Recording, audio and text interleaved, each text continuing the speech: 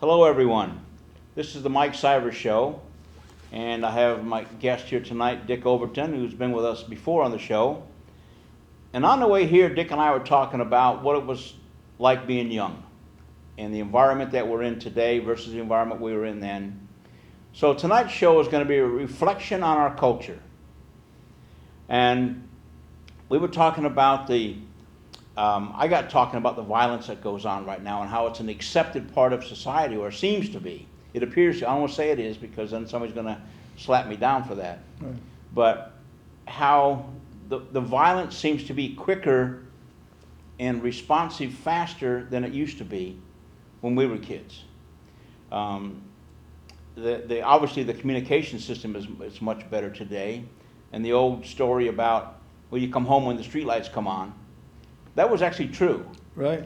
That was actually true, and you came home when it started getting dark, or you heard the cowbell go, and you came home for dinner, and everybody was fine. But it's changed so much. Right. And I know you had a lot to input on that. Right. So not changing the culture, but thoughts about it. Yeah. Thoughts about the culture. I wish we could change it sometimes. Yeah. And part of what we talked about before, it's people our age, mm-hmm. and those older than us, and some maybe a little bit younger than us, that remember the difference. Right. Because there's a huge difference. Right.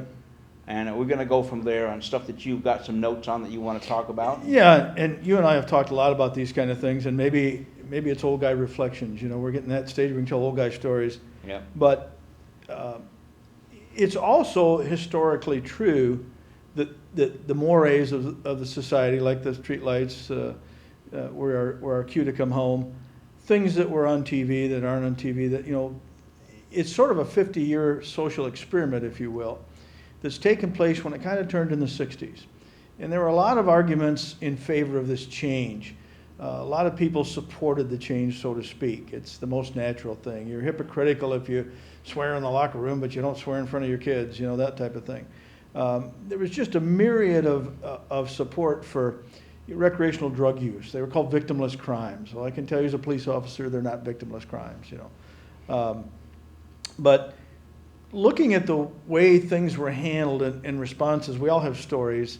I remember, you know, one of the classic ones is how kids are handled in school and what they get away with, and how in the old days when a principal came to your room to get you, the next thing you heard was him bouncing off the lockers on the way down the hall to the I remember my father saying the first time one of my brothers brought up something about a teacher supposedly victimizing him, and I remember sitting at the dinner table, my dad stopped him and just said, "Look, I'm going to tell you something right now.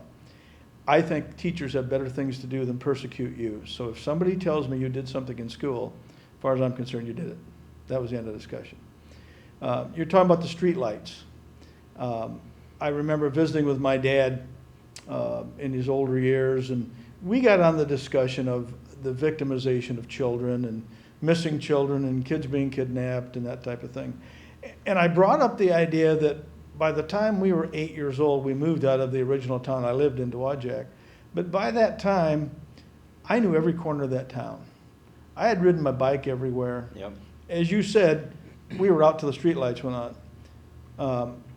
I remember going, my father and grandfather had a company in Dowagiac that was right next to a train trestle.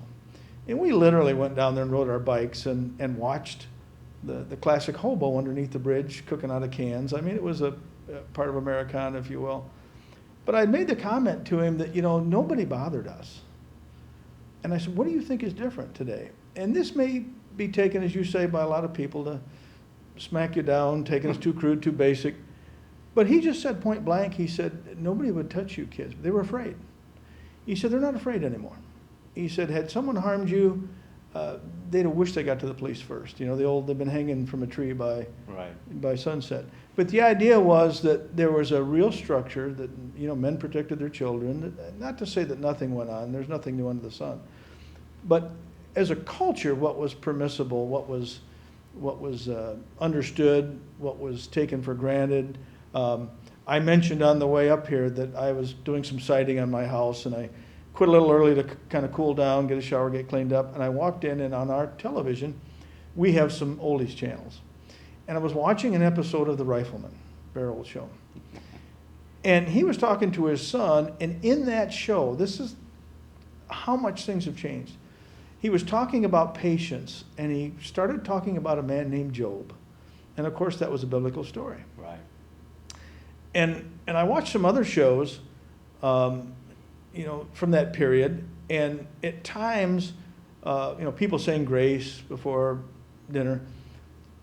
Admittedly, the world we lived in was different. It's not an old guy story. I mean, there's a matter of record. You can see it. Right. It begs the question, as you said earlier, with violence, how much has changed because we allowed it to change, and is it really that different? If you remember the uproar, but maybe you don't. I don't think we were around when the movie was made, but I remember reading when Clark Gable left, the O'Hara girl in Gone with the Wind, and he said, "Frankly, my dear, I don't give a damn." Right. That was, that raised eyebrows. Oh, yeah. You can say all kinds of things on television that would offend typical families and Christians from that period. You can say GD, you can say, but then you can't use the N-word. It's just interesting how we've changed in our philosophy and our focus. And I know you and I have similar backgrounds from the period that we came in, and yet went out into, from this small town America where it was Mayberry, went out into a lot of other places. Yeah. So you and I both have a good frame of reference. I was a police officer for a couple of years in the northern metropolitan Detroit area. And so, I saw a lot of those things. I've been around young people. I've raised 3 kids. Thank God they're doing well. But I've been in high schools, teaching, doing support work. I've done motivational speaking in the community, youth homes or jails, if you will, juvenile facilities. And it's different. Yeah. It's different. And you wonder, in this political arena today, when so much of the attention is being brought to social issues. We have the conservatives and the liberals. I've often said I think conservatives are terrible salesmen. They're letting the other folks define them, to say that the real reason you hold on to these values is because you're mean, insensitive, judgmental, cruel. And yet, historically, if you look at many of these values, they were the things that held society together. We don't want you doing this wholesale. We don't want you doing a lot of that because you'll suffer. It won't be good for you. When I look at the sexual revolution of the 60s, so to speak, I remember thinking at the time, I was only 18, 22 years old, but there was a certain amount of arrogance in thinking that you invented. Yeah. Yeah. Yeah. Have you not read about the Roman orgies? Have you not read about the Kama Sutra? But nobody stopped them. I mean, it was not only the activity was not stopped, but the idea that they were somehow far more enlightened and far more sensitive than everybody else. And I used to ask people, without much of a response, if this is really okay, just tell me, what does history tell us? Long-term history. What does history tell us about cultures and societies that have liberalized morality? It's not a pretty story. No. And so they're legitimate points of discussion, I think, in a day like today when we have these statistics. As you and I talked about on the way up, I said we've sort of had a 50-year social test tube, and the results are in, and the numbers aren't good. Back in the day when, our generation, admittedly, half our generation or more, the liberal half, as you will, were coming of age. What isn't told today to young people is that there was a lot of suspicion back then. There were people that were suspicious of the original me generation. What it would be like in this country when they came to power if they had no respect for institutions, if they didn't see the value of institution. We know that church attendance is way down. Yep. We know the marriage record. We know a lot of people aren't. We know the out of wedlock birth record. So it's no longer a couple of old guys, Mike and Dick, wagging their finger at these young'uns and how evil they are. As I said, the numbers are in. And you, Mike, I want to ask you, I know I wanted to give you time to talk about this because it's one of the reasons we brought it up, driving up here and talking at home, is that you see this in your practice. And either as a percentage-wise or, how much of what you see can be attributed to just this value shift or this culture shift, or this behavior shift in the work that you do? Well, there's a lot, because I get people that are already convicted. Most of them have been convicted of a crime of some sort, substance abuse, anger management, domestic violence, or battery with an intimate partner, hitting your wife or your girlfriend. And the question always comes up, why is that okay? I ask them sometimes when we get to a certain phase in the counseling process, because some of these programs are 10-week, 12-week, and up to 36 weeks long. What in your head tells you it's okay to do what you did? Now, you have a sister, and you watch somebody beating on her. You're going to go do something. I know I would. Right. And that's wrong for that person to do that. But it's all right for you, because you're sitting here doing that. How did that become okay? And they don't have an answer. And we end up talking about the no boundaries, the acceptance, and we get back to man versus woman, the machoism versus the feminism, and that comes up a lot. But a lot of it comes from environmental upbringing. When you watch your parents, and we talk about this a lot in our counseling, most young people learn, and this is the tricky part, how to interact as an adult by the time they're 9 or 10 years old. So you got to be careful how that's worded, because, and I use it as a man, I do domestic violence a lot, as a man hollering at, screaming at, or hitting his wife. Boys won't do that, even though they watch their father do it. They may have watched their father do it. They won't do that as a boyfriend, as a family friend, or as a fiance. They only do it when they become the husband.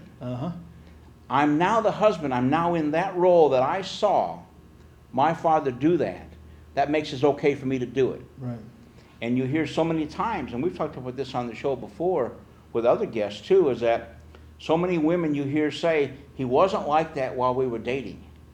He wasn't like that when we first got married. He doesn't do that when he's sober. I heard that a million times. Yeah, he doesn't do that when he's family sober. fights, yeah. And I've got a good answer for that, but you probably can't say it on this show. Yeah. But you were talking earlier about the schools. I know there was a class in school, and if you remember Miss Holland, Yes. Today she would be arrested. Yeah.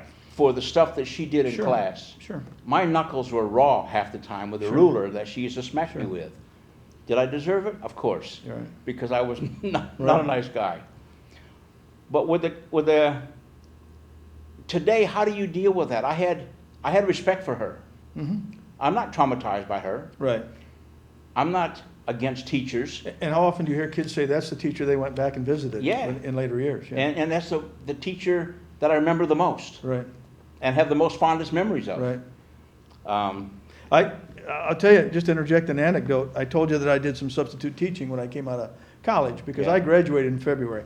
I was in the service, and I was in the state police, and I went back to school in December. So I graduated in February, and that's not when all the recruiters come on campus. So I just went home. Got a call from a gentleman we both know, the superintendent of schools, and asked if I wanted to substitute. And I said, sure, it'd be a way to fill in and that type of thing. Well, one of the incidents that came forward is that there was, in this particular school, there's 2 wings, and there's a lot of small gravel. They'd put up a little picnic area, so at lunchtime and things, or in between classes, kids pass through that way. Well, I was substituting, and a young man had picked up a few pebbles. And I was in study hall on this particular date, and behind you is, in the smaller school, is kind of cafetorium setting. Right.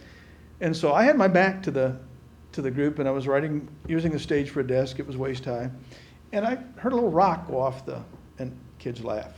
And then I heard another kind of pebble off the curtain, and So I turned to the class and I said, I'm going to turn these slips in at the office, the attendance slips. You be quiet, maintain yourself.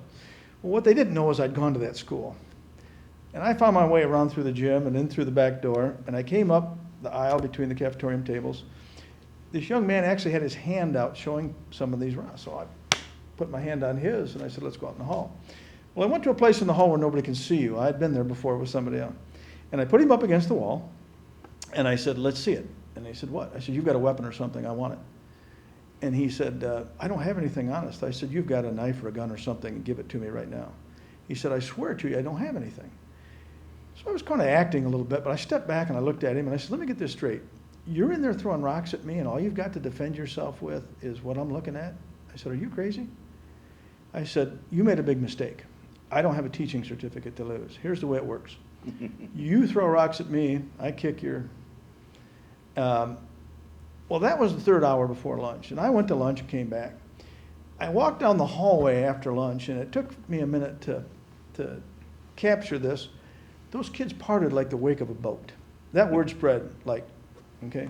Now, I tell that story because I'd also had a conversation with a high school counselor who had told me kids are different today. They don't want discipline, they don't want guidance, they don't want, I was somehow lost. I didn't understand the transition. Yeah. Well, I happen to know this young lady's background was in biology before she went into counseling. And I said, Miss So-and-so, you know what a mutation is, an natural update? Sure. How long does it take? Oh, they can take hundreds of thousands of years. I said, but you're telling me that when I graduated in 1968, and this is now 1976, these kids have mutated and dramatically different, that somehow sociologically, physically, they're different. And they don't, I said, I don't buy it. Well, I tell the story because about 4 years later, you know where I lived in this small town. It was the main drag, and it was also the route for the 4th of July parade. The parade was over, and I was sitting on the front porch, as I often did with my parents, and just watched, and people were starting to come back up to their cars uptown. And this blue pickup comes by, hits the brake lights, backs up in front. Young man in a sailor uniform gets out, just looking really sharp. Guess who it was? That kid I slammed up against the wall in high school. Walked up the sidewalk and said, Mr. Overton, I saw you here. I just wanted to visit with you. And wanted to show me he was doing fine and everything was good. Very proud of it. And I was proud of him too. And we sat and had talked. My mom got us a lemonade. We sat and talked a while. He shook my hand. What a great young man. But like Miss Howland, that was the kid that remembered somebody that was willing to go toe-to-toe to him. Now, I know as a matter of realism, you can't do that. But whether it's verbally, in principle, on a discussion of morality or ethics, you can do what you want, but I know from experience, if you don't go toe-to-toe with these kids and say, I'm not going to force this on you, but I'm not going to agree with you. I'm not going to let this go. You're wrong about that. Here's the rules of the game. And I equate it to if you had a kid that didn't want to practice, but his parents said you got to let him play. So Friday night, you put him in the basketball game, and of course, everything's going awry. Yeah. The crowd's booing him. He's almost in tears. And he looks over at you with tears in his eyes, pleading. And that's when you tell him that it's like life. You're not coming out of the game. So we've done them a great disservice at the beginning to not tell them just basically how things work. And I think that's what's changed, what we've talked about earlier. And I've got so many stories about that as well, because one of the jobs I used to do, I was what they call the recreational coordinator or supervisor for the city of Orlando, Florida, when I was living in Orlando. Right. And I used to take inner city kids during the summertime on 400-mile canoe trips. Oh, wow. Or 200-mile backpack trips. And you take a bunch of inner city kids that have never been in the woods for any length of time. Outstanding. Carrying their own tent, their own food. Sure. And we used to start, and this has got a lot to do with what we're doing today. Mm-hmm. Because the first 3 days on any hike are terrible. With inner city kids, with new kids. The first 3 days are a battle of wits. Yeah. Battle of wits. Yeah. And wills. And and wills. And every time we always had one who said, I'm not going any further. I've had enough. I'm not walking anymore. Well, we'd have the whole group come back and sit down with him. And this is where we're going to stay. Now, we were going to stay for a 200-mile hike, would probably take about a month. The way we were doing it. So we'd be gone for a month. And we have drop-off points to pick up food all the way, but we'd say, okay, we're going to stay here. We'll just camp right here. Just pitch your tents and sit down. And they wanted to keep moving, but he didn't want to. It became, he's now responsible to the group. Right. The group has got consequences because he's made a bad decision. Right, Within 3 or 4 hours, we'd be hiking. right, And I had nothing to do with it. right, right. So that was a huge lesson for them to learn at that point. And one of the other things I used to tell them, that within the first 5 days on this hike, you're going to be setting up my tent and cooking my food and watching me eat. And they all had their own food. And they'd all say, no, no, no, no, no. Well, I know they would always sneak their food. But then at the end of about 3.5 days, they'd had eaten most of their food. Right. I always had mine. They weren't rationing. Well, we're hungry. We got nothing to eat. I said, well, that's a shame. Well, I'm making all mine, Right. sitting there. So what can we do to get something to eat? I said, well, there's my tent. You can set it up if you like. I'll pay you for setting my tent up. I'll give you some food. And by the end of the first week, they would say, yeah, we learned a lesson. And they learned it as a group. If you take that as a microcosm, we were talking to on the way up here, in hard dollars and cents, what has our change in society cost us? Oh, It's staggering. enormous. For rehab, for welfare, I talked to a young person the other day about legalizing marijuana, and he said, well, they should legalize it and tax it and put some of that money away for rehab. And I said, why would you want to put people in a situation where they might be, their lives destroyed, but it's okay because we got money for rehab? Wouldn't it be better to tell them this maybe isn't something you want to deal with? We've already got one national problem with alcohol. But again, it's that thought process, and everything's okay, we'll just deal with instead of saying, no, we won't do that because we'll be Yeah. better off, we've come to say we can do what we want and we'll deal with the ramifications. It's a morality or a culture that's almost completely reactionary. And again, going back to the hikes and the trips, Right. so we'd have a meeting with the parents who want to send their children on these. This is all volunteer. They don't court ordered to do this like I am today with the clients we have today. So we talk to the parents about what to expect on the trip, what do we expect from their child, what they have to do, and they would go home and try and talk their kids into coming on this trip. And because the city was funding it, it was very cheap. It was only like $20 for the whole trip. Oh, wow. It was really cheap.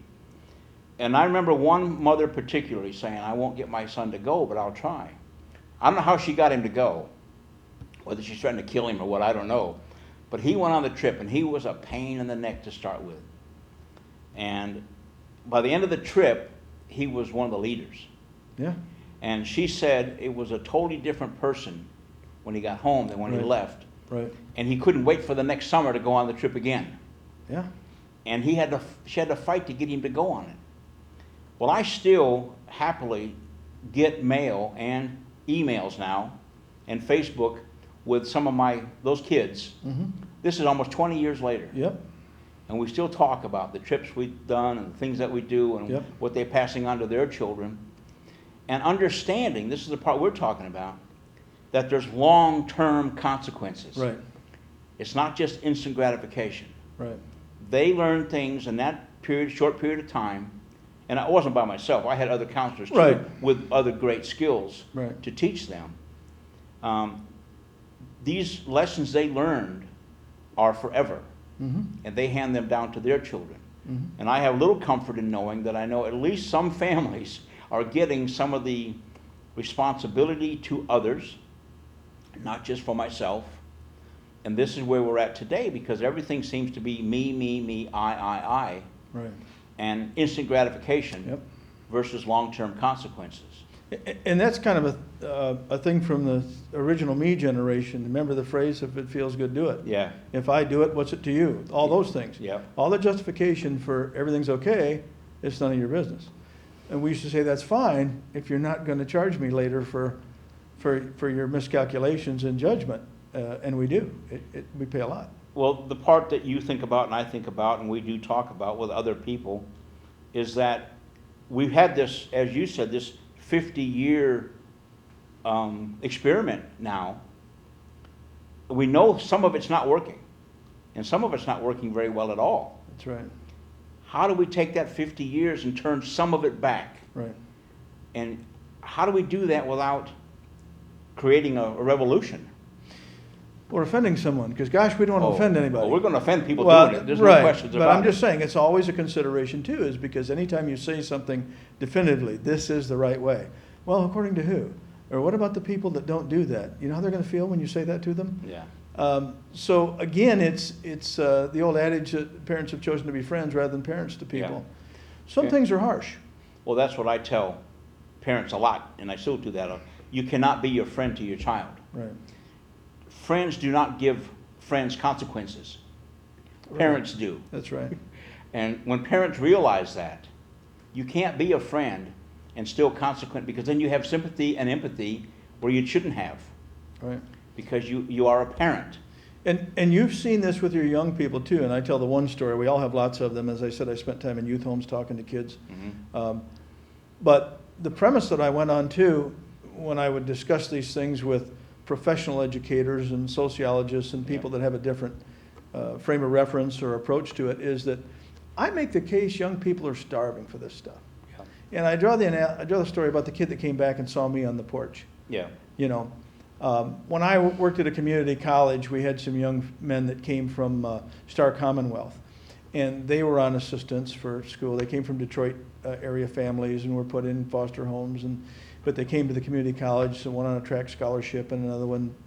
And I would sort of befriend them. I was the financial officer for the school, and so I would help them with financial aid and different things like that. And when they were graduating and going on, these two young men came in my office and made the comment that they really appreciated my assistance from an adult point of view. Mm-hmm. And they actually came out and said so many of the other people that they encountered, even in the school, unfortunately, instructors and things, would talk about how much they partied on the weekend and did this and that.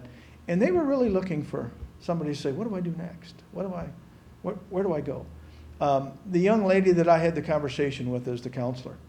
And I'll close with this, I know we got a couple minutes, but in that conversation, we happened to be in her office, and she was making the case that kids are different, they resist.